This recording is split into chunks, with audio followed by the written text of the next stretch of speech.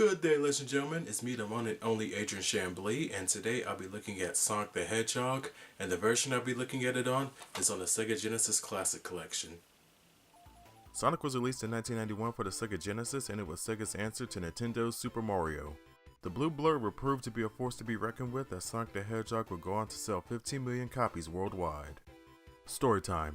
The evil Dr. Robotnik, or Eggman, is capturing the animals of South Island and turning them into robots for his robot army. He also wants to steal the 6 Chaos Emeralds to harness their power, so it's up to Sonic himself to save the world from Dr. Eggman, or Robotnik, whichever you prefer honestly. So, the mission is simple, for y'all to capture the animals from Dr. Eggman and find the 6 Chaos Emeralds.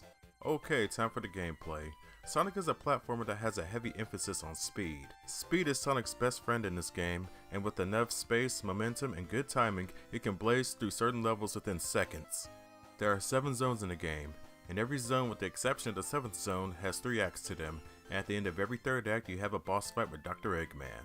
After every fight with Eggman, you are able to open up one of his capsules and free the animals of that zone. Also, at the end of Acts 1 and 2 of the first 5 zones of the game, you have an opportunity to go to the special stages. If you get to the goalpost with 50 rings or more, you can jump into the giant ring and that will transfer you to the special stage. You can collect rings here too, and if you get enough rings you'll actually get a continue in case you get a game over. You have these bumpers that either speed up or slow down the rotation of the level, and you have these reverse bumpers that will reverse the rotation of the level. All in all, it's pretty easy like I said earlier, just avoid the goal because it will kick you out the level. Sonic's main attack is jumping on enemies, but since Sonic can turn into a spiked ball, he can either roll or jump into enemies to defeat them. Sonic also has his fair share of items and power-ups.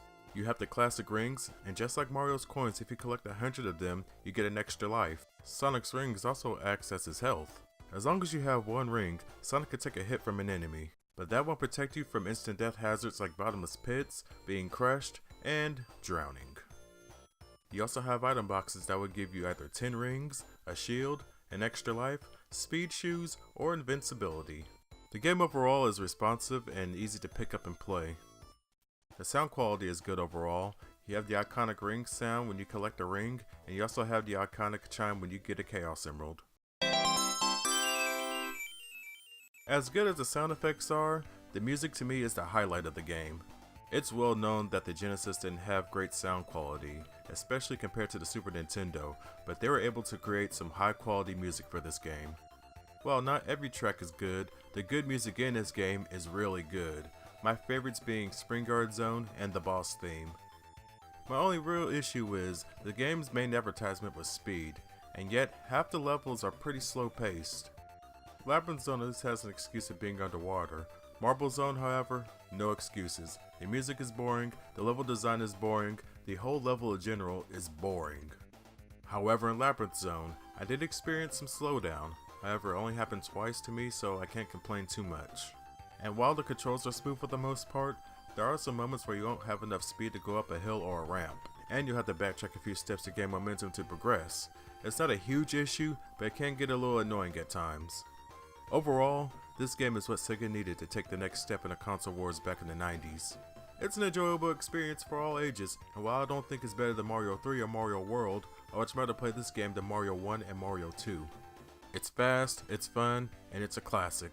Overall, I'll give this game a B. The game is easy to pick up and play, and the music is great, but some of the levels are super slow, and I feel like it breaks up the pace of the game a little too much. Thank you very much for watching, ladies and gentlemen.